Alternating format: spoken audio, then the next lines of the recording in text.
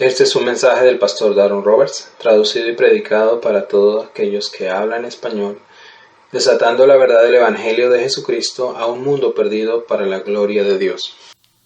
Si ustedes quisieran, agarren sus Biblias y vamos a hacer una pequeña meditación en esta noche, en esta porción de nuestro servicio y la predicación de la palabra de Dios del libro de Hebreos. Si quieres, abran sus Biblias y vayamos a Hebreos 1 para entender dónde vamos a estar. Pero en un poquito terminaré en Hebreos 12.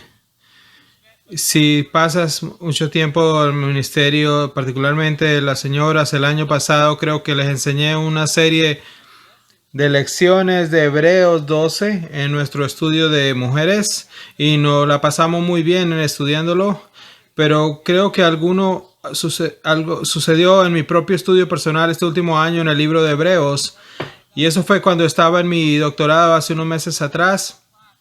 Tuve una clase con el doctor Douglas Moo.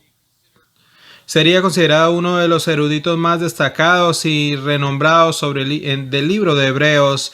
Y me senté y lo escuché dar su conferencia durante 40 horas en una semana. Sí, correcto. 40 horas, verso por verso, todo el libro de Hebreos. Eso fue una gran experiencia.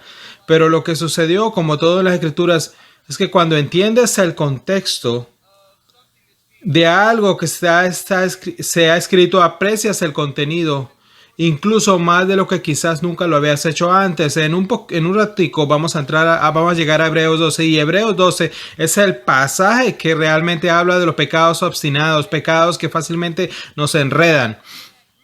Pero cuando entiendes quiénes eran los hebreos y por lo que ellos estaban pasando y lo que realmente este libro fue escrito, este libro es un sermón realmente, comienzas a apreciar más de Hebreos 12. De hecho, consideramos decir menos acerca de lo que dice Hebreos 12, simplemente léelo y cuando ya entiendes el contexto. Así que permítame darles un poco de contexto de lo que estaba sucediendo y que se plasma en el libro de Hebreos. Es en mediados de los años 60 y si conoces la historia de la iglesia, entre los 63 y 64 después de Cristo es cuando Nerón, ese emperador malvado, decidió que estaba perdiendo influencia pública, estaba perdiendo popularidad.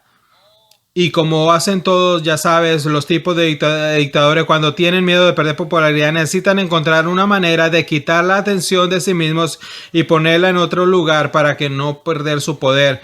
Y eso es lo que los déspotas hacen. Así que decidió que podría ser una buena idea prender fuego a Roma, y lo hizo. Y Roma era una ciudad estrecha en ese momento, en gran parte construida por maderas, y como se dice en la historia que Nerón encendió fuego a Roma y tocó su violín y bailó mientras ardía.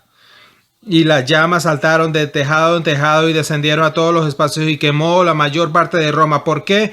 Porque quería construir una nueva Roma para sí mismo, tal como los dictadores lo suelen hacer.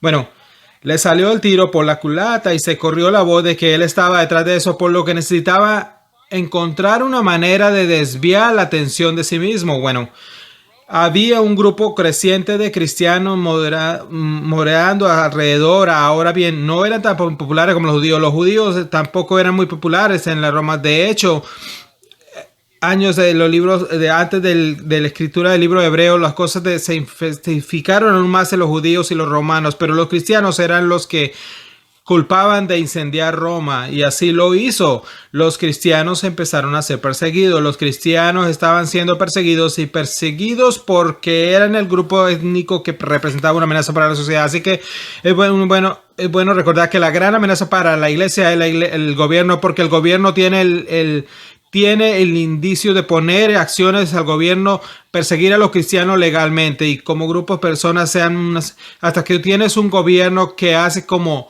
el grupo de cristianos una amenaza. Bueno, eso pasa en ese mundo romano. Así que miren Hebreos 10, 32 al 34.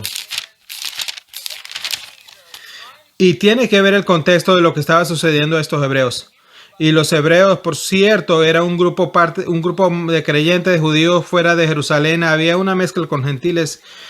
Pero creo que apreciando leer Hebreos a la luz de la persecución, porque realmente hace que el contenido cobre vida. Miramos Hebreos 10, 32 al 34. El autor de Hebreo, voy a seguir diciendo que el autor de Hebreo, porque no sabemos quién fue el autor de eso. Algunos dicen que Pablo, algunos dicen que Barnabé, otros dicen que Apolos. No sabemos quién fue, pero sabemos que estaban íntimamente al tanto de lo que estaba sucediendo y les escribía en medio de su persecución. Fíjense en Hebreos 10:32. Acuérdense pues de los días pasados en los cuales, habiendo recibido el bautismo, soportando una gran lucha de cimientos, así que había un creciente persecución por los días, en parte porque se convirtió en un espectáculo público a través de acercamientos y tribulaciones, y en parte porque se convirtieron en partícipes de aquellos que eran tratados de esa manera. Mostraste compasión con los prisioneros, aceptaste con la alegría la confiscación de vuestros bienes, sabiendo que tienes por vosotros una mejor posición y duradera. Así que estás en la cárcel, toman las propiedades tuyas. No sé qué tan bien irías a esto, gente que Texas, si alguien viene y toma tus armas, ¿verdad? No se sentiría muy bien. Yo soy un hombre de Texas, así que no me sentiría muy bien.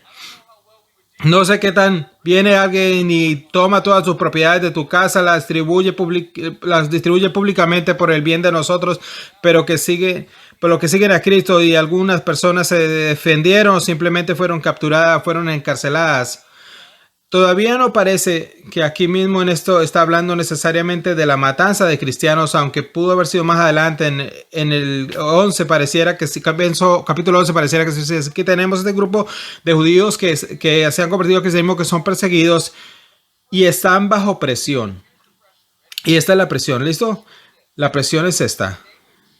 Si simplemente dejaran de profesar a Cristo, toda la persecución desaparecería. Ahora, eso es lo que la persecución de cristianos es un tipo de sufrimiento que tú puedes tener. Simplemente dejas de seguir a Cristo y la gente te deja en paz. Simplemente dices que no quieres seguir a Cristo. Bueno, entonces se quedarían en paz. Bueno, si se ven el libro de Hebreos, muchos de ellos estaban haciendo eso. Estaban abandonando sus convicciones cristianas y pensando, ya sabes, encontraré un punto medio. Volveré a mis convicciones judías. No seré uno de esos cristianos a los que culpan de haber quemado Roma. Simplemente me acomodaré a mi judaísmo modificado y volveré a eso. Y eso aliviará la presión. Vaya a la sinagoga, regresar a la ley mosaica, regresar a algo del sistema de sacrificios, y la presión desaparecerá. Eso es más, este contexto, están marcando el contexto en su mente. Así que el libro de Hebreos es un sermón, porque puedes pasar, si quieres, a anotar esto. Hebreos 2:6, Hebreos 4:4, Hebreos 5:6, Hebreos 8:5 y Hebreos 10:8. 8, 6, 6, 4, 5, 8, 8, 5, 10. ¿Por qué digo eso? Porque esos son comentarios que hablan de esto, no siendo solo una carta, sino un sermón. El libro de Hebreos es una exhortación. No regreses a tu judaísmo. Sigue a Cristo. Mantente siguiendo a Cristo. Y estos comentarios en lo que ya sabes, en un pastor que no recuerda la escritura, bueno, dice esto en este libro, pero no me recuerda la dirección. Bueno, el autor de Hebreos hace eso. Véalo en Hebreos 2:6. Y puede verlo, el resto más tarde. Hace muchos comentarios improvisados porque está predicando un sermón. ¿Y por qué importa eso? En un momento se lo voy a decir. Hebreos 2:6. Note lo que dice. Pero uno testificado en alguna partiendo diciendo, y luego él cita el Antiguo Testamento. Yo digo eso y dice en el Evangelio. Y dice en el Antiguo Testamento, eso es solo el pastor dice, no recuerdo la referencia exacta, pero la escritura golpea mi mente, pero no sé exactamente la referencia, así que está en la Biblia, vayan y lo busquen. Bueno, eso es el autor del Hebreo, él está predicando, se ha convertido en una carta de exhortación, es un sermón. ¿Por qué eso es importante? Porque se llama una palabra de exhortación. Es un sermón muy fuerte, debería leerlo como un solo sermón, y el sermón es una exhortación tras exhortación con un solo mensaje. Tú, judío, que estás pensando en volver a tu judaísmo porque el sufrimiento es tan intenso, no hagan eso. Y luego, este es el tema del libro de Hebreos. Jesús es mejor. Nótelo, porque eso es importante, porque le dice, Jesús es mejor que cualquier otro pecado en tu vida que te traiga. Una de las cosas vamos a ver en un momento, que es cómo vas a vencer los pecados obstinados, que Jesús es más precioso y valioso que cualquier presencia de pecado en tu vida. Así que nótelo, Hebreos 1:4, véalo. Jesús es mejor, es el tema de este sermón. Note lo que dice, habiendo llegado a ser mucho mejor que los ángeles. Así que Jesús es mejor que los ángeles. No ponga a Jesús a la par con los ángeles. No creas algunos pensamientos místicos judíos, de algunos pensamientos gnósticos de que Jesús y los ángeles son una clase de un tipo de seres divinos. No, Jesús es mejor que los ángeles. Lo dice aquí, nótelo, Hebreos 3:3. Porque se ha dicho, considera digna de más gloriosa que Moisés, tanto como los constructores de la casa tiene más honor que la casa. No, digno de más gloria. ¿De quién está hablando? De Jesús. Jesús es mejor que los ángeles y Jesús es mejor que Moisés. Judíos, yo sé que es difícil ser cristiano. Yo sé que quieres ceder. Yo sé que no quieres cometer el pecado de abandonar a Cristo. La gente te va a perseguir. La gente va a ir a prisión. Jesús es mejor que Moisés. No te rebajes a Moisés. Continúa siguiendo a Jesús. Note los 7:22 Hebreos. Más acerca de Jesús es mejor que cualquier tentación de volver al pecado. Hebreos 7:22. Note, también Jesús se convirtió en el garante de un pacto mejor. Jesús es mejor que el Antiguo Testamento. No regresen al Antiguo Pacto. Ustedes son un pueblo del Nuevo Pacto. La sangre de Cristo ha lavado tu pecado. Jesús es mejor que San Ángel, es mejor que Moisés, es mejor que el Antiguo Pacto.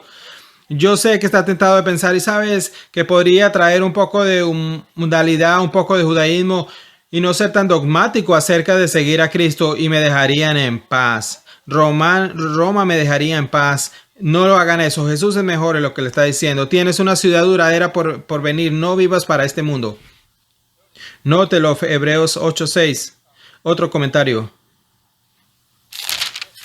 Pero ahora ha obtenido un ministerio más excelente, pero así como también es el mediador del mejor pacto, el cual se le ha hecho de mejores promesas. Jesús trae un mejor pacto, el nuevo pacto, y tiene mejores promesas más gloriosas. La sangre de los corderos no quita los pecados. Jesús lavó tus pecados. No regreses al judaísmo. Nótelo, Hebreos 9:23. Ahora ven el tema, lo entienden. Están aprendiendo el libro de Hebreos hoy, el tema principal. 9:23 Hebreos. Por lo tanto, es necesario que las copias de las cosas que en el cielo fueran purificadas con ellas, pero las cosas celestiales mismas con mejores sacrificios que estos, porque Cristo no entró en el lugar santo con manos que no eran más del verdadero, sino en el cielo mismo, ahora para aparecer en la presencia de Dios por nosotros. Tampoco que ofrecía en sí mismo de menudo como sumo sacerdote entrando en un lugar año tras año con la sangre que no es la propia suya, sino que hubiese necesitado. Habría tenido que sufrir al mundo de la fundación del mundo, pero ahora una vez de consumación de los ángeles, Él ha sido manifestado y ha sido quitado el pecado por el sacrificio de sí mismo. Jesús es mejor que cualquier sacrificio del Antiguo Testamento. No regresen a esas cosas. Ahora, usted está sentado aquí y dice, yo soy un gentil. Yo no soy judío. No soy tentado a regresar a judío. No soy tentado a volver a la ley mosaica. Creo en toda mi congregación podríamos tener tal vez una o dos personas que tienen parcialmente un poco de descendencia judía. El resto son una congregación de gentiles. Pero si posible lo que estemos tentados, familiarizados de volver al judaísmo, no estamos familiarizados con volver a nuestros pecados y pensar que hay algún pecado en nuestra vida que es más valioso que Jesús no es mejor que ese pecado, que Jesús no es más valioso que ese pecado, que vivir por Cristo no es más importante que ese pecado. Entendemos las tentaciones en ese sentido. Note Hebreos 12:24, lo dice nuevamente.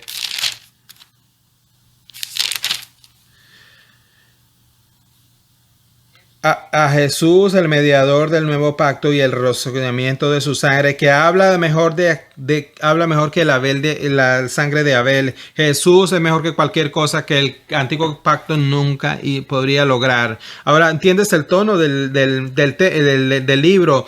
El tema del libro de Hebreos, que es los cristianos que sufren, que están contemplando que puede ser mejor regresar y vivir un poco de su pecado en lugar de vivir para Cristo. ¿Alguna vez has sentido de esa manera? ¿Alguna vez pensamos, es tan difícil vivir para Cristo? A veces la santificación es difícil. Mi vida laboral es difícil. Las cosas de mi matrimonio parecen ser difíciles. Las cosas de mi soltería parecen ser difíciles. Cualquiera que sea la situación, todo pecado básicamente te predica un sermón que te dice, ¿sabes qué? En realidad esto podría ser mejor y tener más satisfacciones simplemente de seguir a Cristo. Estos eran tentados de seguir que había una manera mejor o algo más fácil y mejor simplemente vivir su vida que vivir su vida para Cristo. Ahora, eso no les da el contexto, da vida para ustedes de los pasajes en Hebreos, de esas advertencias para que regresen a tu pecado en lugar de seguir a Cristo. Todas esas advertencias de... Ahora, con eso en mente, Hebreos 12 simplemente explota, porque Hebreos 11 básicamente dice, hay muchas otras personas que llegaron al final y ni siquiera tenían tanta información como tú. Y ellos anduvieron por fe. Tú lo puedes hacer también, así que ese es el sermón de esta noche. En el pecado que estás luchando, tú también puedes lograrlo. Hay muchas personas piadosas que nunca han vacilado en todo el camino hacia la gloria. Ahora, con ese contexto, imagínese venir y leer Hebreos 12. Ahora quiero que vean esto, que espero que cobre vida para ustedes también. Por cierto, ese es el beneficio de sentarse bajo Douglas Moo por 40 horas. Yo solamente le doy 10 minutos, pero yo recibí ese estudio 40 horas por ustedes. Note lo que dice el verso 12, capítulo 1. Dice, por lo tanto, también nosotros que tenemos todos estos testigos alrededor de nosotros como una nube, despojémonos de todas nuestras cargas y del pecado que nos asedia en todo tiempo y corramos con... Lo que está diciendo es, vamos a generalizarlo, cuando seas tentado con cualquier área de tu pecado en tu vida, en lo que piensas que tu pecado es más valioso que Jesús, cuando piensas que vivir para tu pecado va a ser más gratificante que vivir para Cristo, si tú eres una joven persona y no eres un creyente y estás contemplando, ¿es el mundo o Cristo más satisfactorio? Permíteme asegurarte, Él nos está diciendo desde el hecho histórico milenario, Cristo siempre es mejor. Ha habido un gran nube de testigos que lo han demostrado. Esto es lo que está diciendo a nosotros como cristianos. Note, en medio del verso 1, dejamos a todo al lado todas las cosas y el pecado que tan fácil nos enreda. Usted posiblemente sepa los estorbos que hablan de las derrapadas que estarían alrededor de sí mismos para las carreras y cuando van a competir en los Juegos Olímpicos cada año. Los atletas olímpicos ataban sus tapabarros y alataban alrededor de su cintura y los aborrachaban para que tuvieran la máxima velocidad. Bueno, lo que está diciendo, cuando seas tentado en cualquier área de tu vida a ir hacia algo y pensar que esa cosa o esa libertad o esa área de tu vida podría ser mejor que vivir para Cristo, ciñe tus lomos, disciplina tu vida, racionaliza tu vida, no juegues con esa área. Haz una auditoría y asegúrate de que has ceñido los lomos de tu vida para que no te encuentres en pecado. Eso es lo que está diciendo allí. Y luego dice, corramos nuestra carrera. Dice, corramos nuestra carrera para correr. Pero antes de decir que corramos nuestra carrera, dice, y necesitamos deshacernos del pecado que tan fácil nos enreda. Les dije hace un par de veces que el pecado es un artículo definido allí. Así que literalmente en el contexto griego se leería dejar a un lado la idea es ese único pecado, y note qué tan fácilmente nos enreda. Ahora, para los creyentes judíos que fueron tentados a regresar, el pecado que probablemente los enredaba fácilmente en la tentación de volver era el judaísmo para quitarle la presión de la persecución. Eso probablemente habría sido un pecado colectivo de este cuerpo de creyentes, ¿verdad? Pero si usted simplemente toma ese principio, usted podría decir eso. Simplemente póngase usted mismo así. ¿Cuál es el pecado o el paquete de pecados? El paquete más obstinado que parece en el área que más fácil te enreda. El lenguaje allí es, cuando estoy corriendo mi carrera para Cristo, este es el área que sigo tropezando y cayendo, sigo tropezando en ella. Es como que no me costara nada, me arrepiento en el Señor, quiero seguirlo a Él, y así en ese momento, antes que me dé cuenta, estoy tropezando otra vez con esa cosa. Se supone que debería estar en la pista, pero siempre regreso a eso. No sé por qué sigo tropezando en esta área. Es el área de pecado que simplemente te atrapa, te tiene atrapado y te enreda y es testarudo. Es el área de la que más, es el área que puede depender más del Señor. A veces pienso esto, Señor, ¿por qué tú me salvaste? Quitaste la mayoría de mis pecados y deseos, pero esta área siempre está conmigo. ¿Por qué? Bueno, porque esa es la área en la que vas a tener que ser más dependiente. Tienes que morar conmigo más, caminar conmigo más del tiempo. No sé cuál es la área para ti. Preocupaciones, miedo, algún tipo de lujuria o anhelo, ira, impaciencia, ansiedad de algún tipo. Tal vez es envidia o codicia. Tal vez solo es una lengua podrida, tal vez es una lengua que habla y maldice. y tienes ambiciones egoístas, orgulloso y te exaltas a ti mismo en lugar de la otra persona, tienes un tema de vanidad y consideras las cosas externas, no sé cuál sea, pero cualquiera que sea es el área que tú tal vez podríamos decir que odian más acerca de ti mismo, o deberías decir eso. Bueno, Jesús es más valioso y mejor que todas esas áreas. Vivir para Él es más importante que esa área. Ahora, anote el argumento. ¿Qué hago con estos pecados? Note, tiene que pensar acerca de la resistencia. Esto es una carrera de largo plazo. Corramos con paciencia la carrera puesta por delante de nosotros. Déjame decirle a ustedes, estos cristianos que tropiezan y caen y luego quieren renunciar.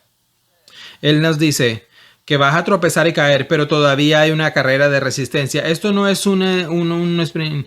Hasta que el Señor regrese o tú mueres, estás en la carrera. Esto es una carrera a largo plazo. Algunos de ustedes pegan y luego se entran en pánico su pecado y piensan que esto es una carrera. Esto no son los 60 ni los 100.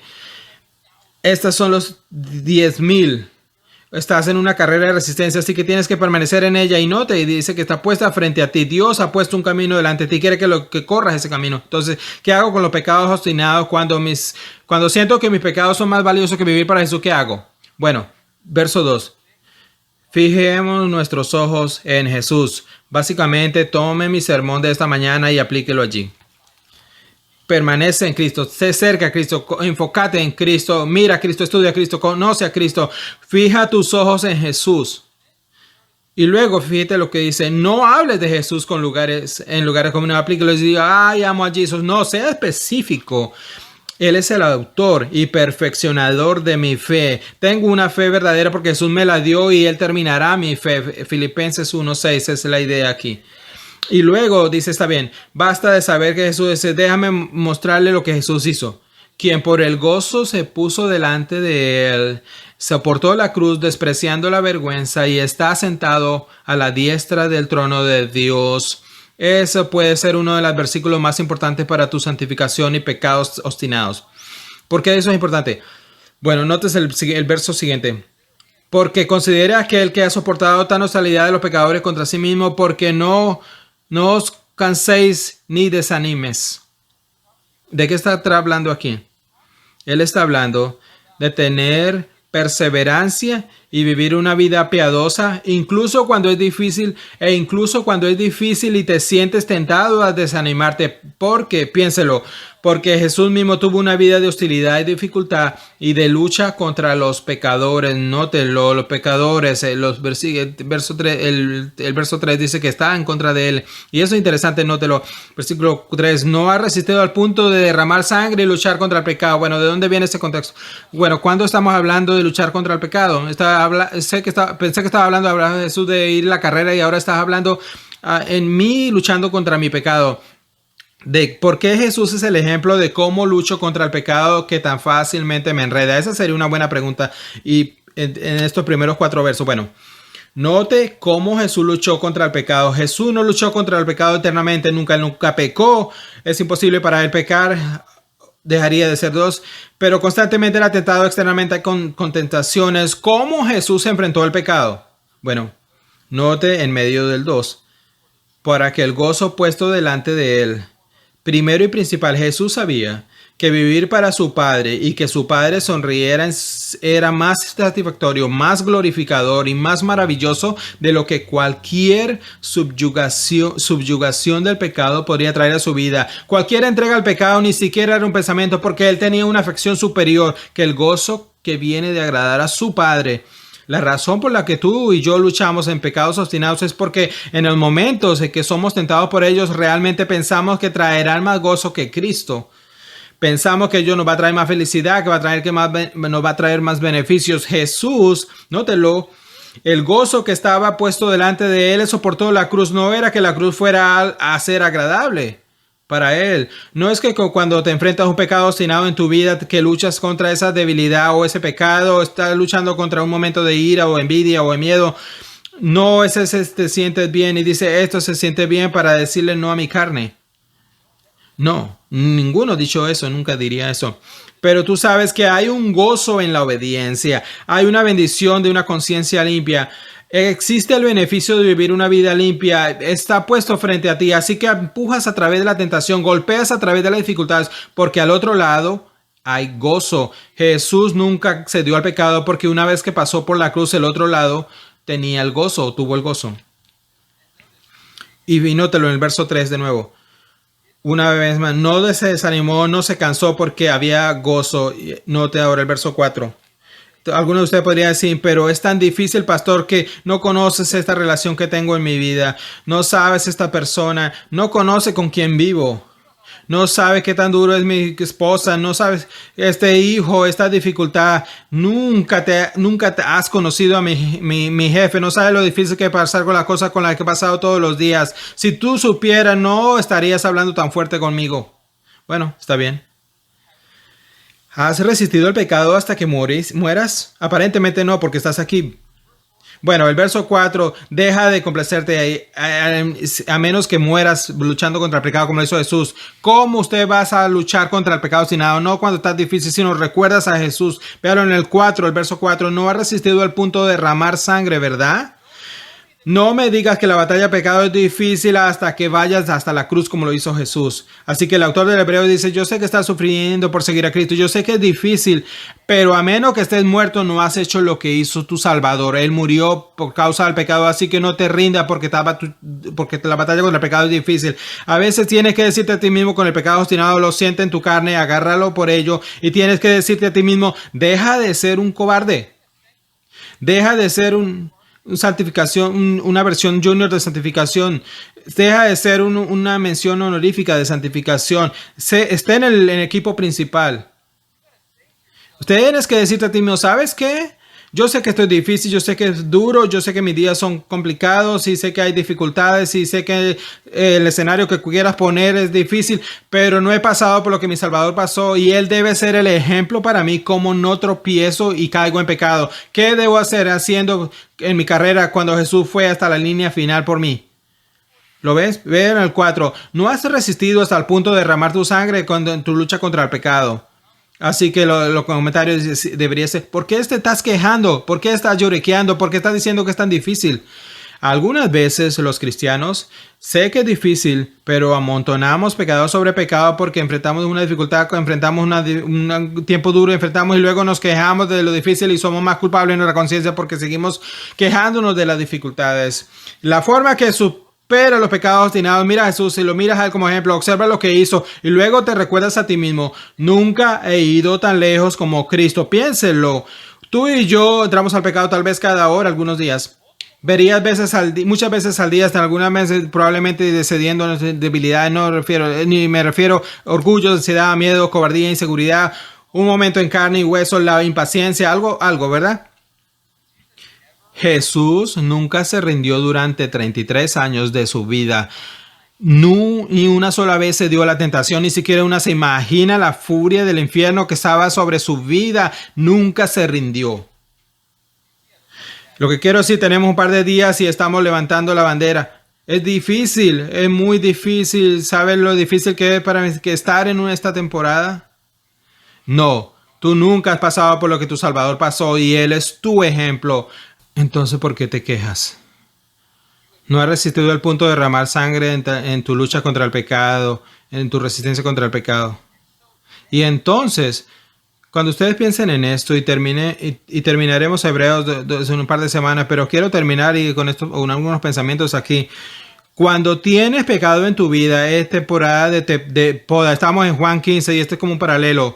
Así que ahora el autor hebreo dice, está bien, te tengo enfocados en Cristo. No quiero que te quejes acerca de tu pecado. Es difícil y es fuerte. Sé que pones tropezar y hay algo que te mantengas en la carrera. Sé que Jesús es el ejemplo para ti, pero también quiero que recuerdes algo más. Cuando tengas áreas de debilidad y pecado, el Padre te va a disciplinar y podar porque también quiere verte crecer. Así que no te enfades con Él. Nótelo, el verso 5. Y has olvidado la exhortación que os dirige como hijos, sí, hijo mío. No mires con ligereza la disciplina del Señor, ni desmayes cuando Él te reprenda. Vamos a detenernos allí. Ok, pongan sus mentes ahora. El pecado tan difícil que te enreda. Bueno, déjame darles un momento para que lo piensen. Ok, dice, hay algunos. Bueno, está bien, póngalos en su mente. Estas son áreas en la que todavía no te pareces a Cristo como el Padre quiere que lo hagas. Estas son áreas en las que estás demasiado propenso a tropezar. Estas áreas que te propenso a ceder. Bueno, ¿qué es lo que el Padre hace? Adivina. Recuerda que Él es el viñador, en la mano se labra. Él va a venir y va a entrar en las áreas que eres más débil. No te sorprenda de que esas sean las áreas en las que estás en la mayoría de las pruebas. Esas son las áreas que el Señor quiere tu corazón. Pero hay una tentación, ¿verdad? Cuando las pruebas y las tentaciones vienen, una de las cosas que hacemos con el Señor nos disciplina es mirar el versículo 5. No mires la ligereza con la disciplina del Señor. No lo tomamos en serio cuando el Señor está trayendo pruebas. Piénselo usted como en una pasta. ¿Qué sale cuando presiona la pasta de té? Si sale pecado, bueno, esa es la área, eso es tu pecado. Eso es un área que el Señor te quiere disciplinar. Él quiere ese pecado fuera de tu vida. Cuando Él hace eso, no te lo tomes tan a la ligera. Tómalo serio cuando el Señor exponga tu pecado. Usted quiere luchar contra pecados obstinados. Mira el verso 5. No lo temas con ligereza. Espera a tratarlo con poco peso. Si el Señor tiene una área que está presionándose en tu conciencia, el cristiano, póngase serio al respecto. Y luego dice, no lo tomes demasiado a la ligera, ni te des cuenta cuando Él te reprenda. No tengas una fiesta de lástima cuando pase por eso. Remonta al versículo 3. No te desanimes. A veces nos metemos en las batallas más duras en nuestra vida y empezamos a sentir lástima por nosotros mismos. Esa es la palabra por desmayarse. Simplemente me rindo, es tan difícil. ¿Cuál es el punto? Eso es autocompasión, eso no es justicia, eso no es el Espíritu Santo, eso no es la verdad. Recuerde, nunca te has esforzado al punto de Cristo todavía. Así que no digas que es tan difícil hasta que vayas hasta el punto de la muerte. No hagas una fiesta de lástima y no tome la disciplina a la ligera. ¿Cómo vences el pecado obstinado? Cuando el Señor presiona la tima de pasta y de dientes y sale el pecado, tómalo serio. Y cuando te sientes tentado a ceder y renunciar y hacer una fiesta de lástima, dice, no, mi Salvador nunca se rindió por mí. ¿Cómo yo me voy a rendir ante Él? De Él. Y tal vez usted dice, pero es difícil, pastor. Sí, es difícil. Vean el verso 10. Verso 10 dice, sí, yo sé eso. Hablando del Padre terrenal y Dios del Padre, porque nuestro Padre terrenal nos disciplinaron por un poco de tiempo como mejor lo pareció, pero Él nos disciplina para nuestro bien, a fin de que podamos participar en la santidad. Adivina qué es lo que Dios el Padre quiere en tu vida. Santidad en las áreas que tiene pecado obstinado. Él no va a estar contesto simplemente empujándote, deslizándole debajo de la alfombra. Él va a venir siguiendo. No es como la escuela de la santificación. Si no pasas la clase, tú regresas a la escuela. Así que son las áreas que Él sigue atormentándote. Dice, ¿cómo es que tienes que regresar a la clase y te sientas otra vez con las escrituras en la pizarra? ¿Cuándo te vas a someter en esa área? Pero dice, pero es difícil. Dice, sí, verso 11. Toda la disciplina por el momento parece no ser alegre, pero sí, gracias por reconocerlo, pero, y es triste, sí. Sin embargo, para aquellos que han sido entrenados por ella, eso significa que vas a la escuela. Aprendes tus lecciones, trabajas en los pecados, lecciones, batallas en las flechas, corre la carrera, estás recortando tu vida, estás mirando a Cristo. Me he sido entrenado, significa estar en una escuela de gimnasia, es la idea. Si eres entrenado en ella después, produce el fruto pacífico de la justicia. Ve al verso 12. Por lo tanto, fortalece las débiles y la rodilla débil y enderezca el paso de tus pies para que el miembro cojo no se desconyune, sino que se escure. No hagas una fiesta lástima, no te opongas a Dios. Corre tu carrera para que el Señor no tenga que desarticular. O sea, algunas veces los cristianos pasan por trabajo porque simplemente son tercos. Bueno, el Señor le dice, no sea eso. Tienes una carrera, vas a ganar al final. Yo gané al final. Yo soy mejor que todos los pecados que te tientan, así que sígueme a mí. Así que mientras terminamos nuestro tiempo pensando por ahora, si usted es uno de los hebreos que están escuchando y yendo, no hay una manera de seguir a Cristo. Jesús es mejor que todo y cualquier pecado que sea tentado. Primero necesito, en el versículo 2, fijar mis ojos en Cristo. Recordar que Él va a terminar mi carrera, la fe, o me va a ayudar en mi carrera, en mi fe. Él tiene el gozo puesto delante de Él. Necesito saber que hay gozo que viene después de la obediencia. Necesito saber que no me debo quejarme de que es difícil. Necesito recordar el 4 y 5 en la escuela de la disciplina. Necesito reconocer que es difícil, pero luego ver en el 11 y necesito recordar que si voy a la escuela en las áreas del pecado obstinados, encontraré la victoria y dará frutos pacíficos. ¿Eso no suena familiar con Juan 15? Frutos de justicia. Así que es otra pequeña meditación de cómo podemos ayudarnos para superar los pecados obstinados. Señor, gracias por este tiempo esta noche. Ayúdanos mientras que cantamos esas próximas canciones para que se enciendan nuevamente nuestros corazones sobre tu bondad hacia nosotros y cómo nos has empoderado para vivir nuestra vida. Ayúdanos para no ser murmuradores y quejumbrosos, sino vivir en la batalla y vivir como tú, Jesús. Nunca hemos ido a la cruz, así que nunca hemos sufrido como ti. Ayúdanos a mirarte a ti, a la fuerza que tú eres mejor y más precioso que cualquier de nuestros pecados. Gracias por esta noche. Amén. Para más información sobre esta enseñanza y otros recursos puede dirigirse a nuestro sitio web cbckaty.org.